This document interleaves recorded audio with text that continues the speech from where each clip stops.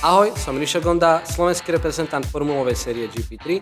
Tento víkend máme pred sebou veľkú cenu Belgická, okruh Spa-Francorchamps, najdlhší v šampionáte v Formule 1, 7 km, horské prostredie, nevyspytateľné počasie, nádherné pasáže ako Eau Rouge, Lecombe, Blanchimont, zatiaľ najrýchlejší Sebastian Vettel v roku 2009. Poďme sa pozrieť, ako takéto rýchle kolo vyzerá.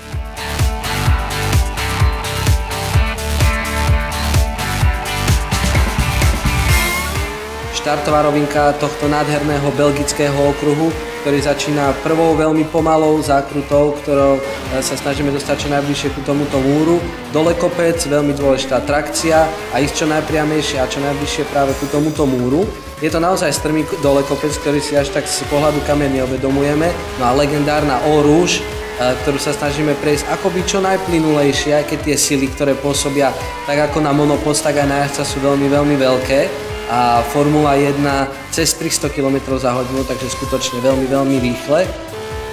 Dlhá rovinka, neskoré brzdenie do pasáže Lecombe, veľmi rýchla prvá pravá zákruta. Túto tak trošku predáme, aby sme v poslednej pravotočivej mali čo najväčšiu rýchlosť a najlepší výjazd. Opäť brzdenie dolu kopcom. Tu sú dva rôzne štýly, ako sa dá táto zákruta prejsť. Ale každopádne sa treba po nej tu napravo dostať čo najskôr, aby sme mohli čo najskôr akcelerovať z tejto poslednej ľavej zákruty.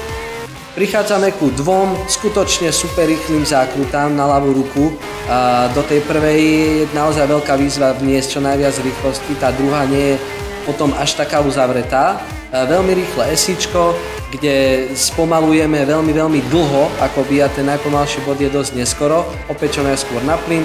Pravotočivá zákruta, trošku využívame obrubník, ale najviac využívame ten na výjazde. No a táto zákruta pred dlhými rovinkatými pasážami je na plný plyn. Využívame takisto šírku trate aj na výjazde.